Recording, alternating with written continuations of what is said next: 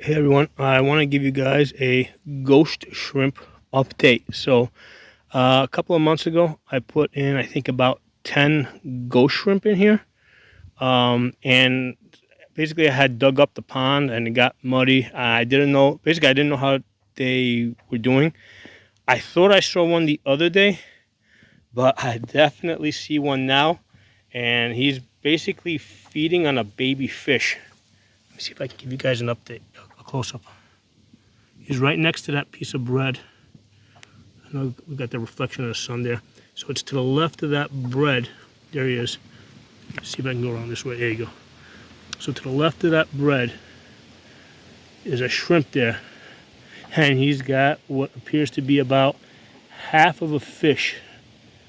No, it's a full baby fish. And he's eating it. So that's interesting. The ghost shrimp are doing pretty good in this pond. Now the question is, are they going to survive through the winter, right? Because this pond is going to freeze up over the winter. Now I've dug it down to about 4 feet. So if they, so below the surface, the lowest the temperature is going to be is about 38 degrees. So it will be interesting to see if we have ghost shrimp next summer. There's some of the other baby fish over there. They're swimming. So let me back up a little bit here. Oh, we got a little frog right here. Well, let me pause the camera and get myself up. Hey, I was thinking a little bit more about the ghost shrimp and the question of if they will survive the winter. Okay, so I think originally I put in, like back in the spring, I put in either 10 or 12 ghost shrimp, and ghost shrimp are supposed to be pretty fast breeders. So I would guess there's maybe 100 to 200 ghost shrimp in here by now, end of August, beginning of September. So this is what I think is going to happen, and we're going to test this out next year. We'll see what's left. I think that most of the ghost shrimp are probably not going to survive the winter, but I think a few will. And the few that do are basically, they're going to survive it because they're more cold tolerant.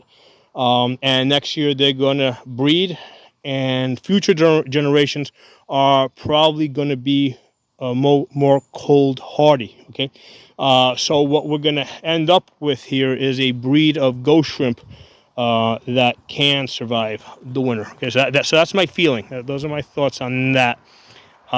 Because here's the thing, ghost shrimp are basically shrimp. A lot of those type of animals, right? Basically lobster, shrimp type animals, can survive, like crawfish, right? They live in freshwater streams. They can survive the winter in very cold, in very cold water conditions near freezing. Okay, so I don't think it's too much of a stretch for them. So I think most of them are going to die, but a batch of them is going to survive, and then they're going to continue breeding going forward, and we're going to end up with a lot of shrimp in this pond that are basically just they're suited for surviving through the winter in the pond.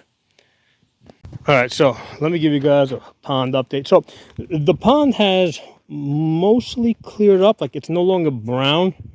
It's greenish from the algae, and that's fine because the fish are eating, the baby fish are eating the algae. I have not been able to see any of the big fish, right? So the only thing I see, mostly on this end, but also on the other, are baby fish. So they're like hundreds of little baby fish, okay? Goldfish and rosy reds. But I know the parents are there, right? We actually saw them a few weeks ago. They were like kind of sticking around for a couple of days, and then they all went deep. So the goldfish, the big goldfish, and even the adult rosy reds, they're like towards the bottom. So even at the other end, over here, where the end over there goes down to about 4 feet, the one that we were looking at over there. This end here is about a foot. On this end, goes down to about 6 inches at the far end over there. I cannot see any adult goldfish. So that tells me that they're staying at the deep end, closer to the bottom. I can see a whole bunch of babies here. I mean, they're definitely there, because if we're seeing babies, there you go, a bunch of babies there. All right, obviously the adults are obviously laying the eggs, and the babies are coming closer to the top. So what I'm thinking, right, because I was at a pond, at a different pond a few days ago, and that one was like full of goldfish, and they were like near the surface. I think I'm going to go back to that location this coming Friday. I'll post a video of that. But all those fish are like near the top. So I'm trying to figure out why. Why are my fish near the bottom? Why are those goldfish near the top? So this is what I think. In this pond here, I have an aerator, right? I have a solar powered aerator at this far end here. Hold on, let me go back over there and show it to you guys. So you can see it bubbling over here. I got that solar powered aerator. So I think having this solar powered aerator over here, it's a 5-watt aerator, you can see it bubbling there. What I'm thinking is happening at this pond, oh, you can see a baby fish right there. At this pond, since it's like oxygen rich, right, the fish are preferring to go like more towards the bottom, right? It probably keeps them safer from birds. You know, it's probably their natural instinct. But at the other pond that I was at, where it does, that one has no aeration. It was never even intended to be a goldfish pond. It was basically just a rain, you know, place where rainwater would collect. You know, a rain drainage trench, I guess. And so there's no aeration. Just at some point, maybe some 10, 20 years ago, somebody put some goldfish in there, and they've been multiplying over the years and thriving. But those fish all tend to stay near the surface, and I think the reason is because there's no aerator at that pond, so the fish are preferring to go deeper for oxygen. Sorry, they're preferring to stay to the surface, right? Those fish are staying towards the surface because there's no aeration. Whereas here, because I have the aerator, the fish are going deeper towards the bottom. So I'm planning to test this out.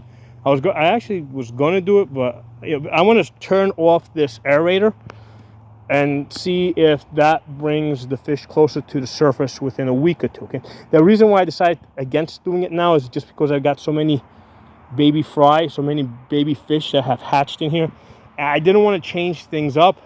Apparently, like the big fish being towards the bottom is keeping the small fish at the top safer, I'm thinking.